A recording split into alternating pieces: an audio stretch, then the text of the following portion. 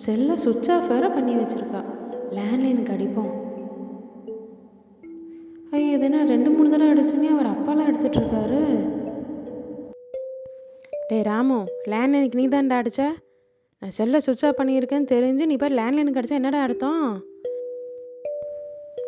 ஆமாம், நான் தான் ஃபோன் பண்ணேன். நீ ஏன் செல்லை சுவிட்ச் ஆஃப் பண்ண? அப்போ நீ இனிமேல் செல்லை ஆன்லேயே வச்சிரு. நான் உனக்கு அங்கே லேண்ட்லைனுக்கு பண்ணாமல் இருப்பேன். இங்கே பாரு, என் அப்பா ரொம்ப பொல்லாதவர். இந்த ஊர்லேயே பெரிய ரவுடியும் அவர் தான். அதனால் இந்த மாதிரி என்கிட்ட பேசுகிறவெல்லாம் தெரிஞ்சிச்சுன்னா அவ்வளோதான். நீ ஒழுங்காக செவனேன்னு இரு, நானே வருவேன். இங்கே பாரு விஜி, 4-5 நாள் ஆச்சு நீ வரவே இல்லை. கேட்டால் நாளைக்கு வரேன்னு சொல்கிற. நான் இன்றைக்கி உடனே பார்த்து ஆகணும். உன் வீட்டுக்கு இப்போ நான் வரப்போகிறேன். அதை சொல்கிறதுக்கு தான் நான் ஃபோன் பண்ணேன். ஐயோ ராமு, இந்த மாதிரி வேலைலாம் வச்சுக்காத சொல்லிட்டேன். என் அப்பா பொல்லாதவரை நான் ஏற்கனவே உனக்கு சொல்லியிருக்கிறேன். நீ எதுக்கு நீ பார்க்கணும் சொல்லிக்கிட்டே இருக்க? உடம்பு சரியானா தான் நான் வந்துடுவேன்ல. இல்லை, இன்றைக்கி உன்னை நான் கண்டிப்பாக பார்த்தே ஆகணும். என் சொன்ன பேச்சே கேட்க மாட்டேங்கிறியே. சரி, இங்கே பாரு, எங்கள் வீட்டுக்கு எதுக்கு ஒரு பேக்கரி இருக்குது. நான் அங்கே ஒரு ப்ரெட்டு ஆர்டர் பண்ணுறேன். நீ ஒரு டெலிவரி பாயா அங்கே வா. விஜி, இந்த ப்ரெட்டு வாங்கிக்கோ. ஆமாம், இப்போ உடம்பு உனக்கு பரவாயில்லையா? டாக்டர்கிட்ட போனியா? ஊசி போட்டியா? மருந்து மாத்திரை சாப்பிட்டியா? டேய், நான் எல்லாமே செஞ்சிட்டேன்டா.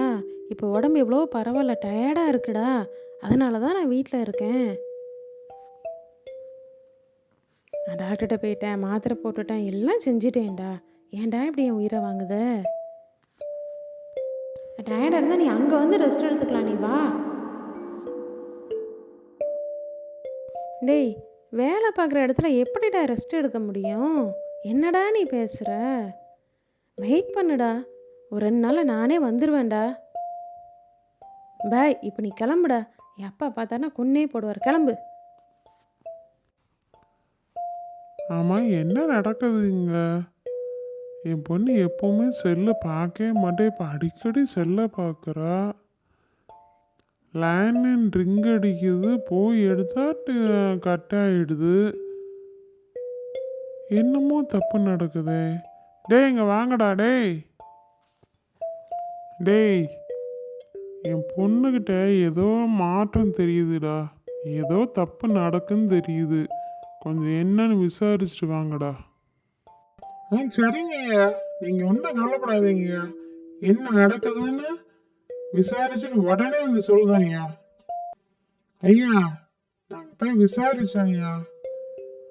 நம்ம பாப்பா பின்னாடியே ஒருத்தன் போயிட்டு இருக்கான் ஐயா. பாப்பா வண்டி எடுத்துட்டு போனாலே பின்னாடியே போறான், வரும்போதும் வரான். அன்னைக்கு கூட பன் வந்து நம்ம வீட்டில் கொடுத்துட்டு போயிருக்கான் ஐயா. என்னது? பாப்பா பின்னாடியே போறானா? பண்ண வர கொண்டு வந்து கொடுத்தானா?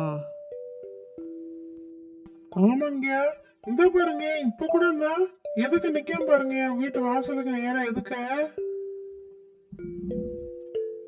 அந்த 2 வீலரோட நிக்காம பாருங்க. டேய், நீங்க போய் பையனை தூக்கிட்டு வாங்கடா. தம்பி, எங்க ஐயா உன்னைய பார்க்கணும்னு சொல்லுதாங்க. ஐயா, உங்க பேரு? என் பேரு ராமு. ராமையா, வந்து உட்காருங்க ஐயா. ஐயாக்கு எந்த ஊரு? எனக்கு இந்த ஊரு தானுங்க. ஓ, அப்படிங்களா? நம்ம ஊர் தானா? சரி சரி. ஐயா, ஒரே மாசத்துல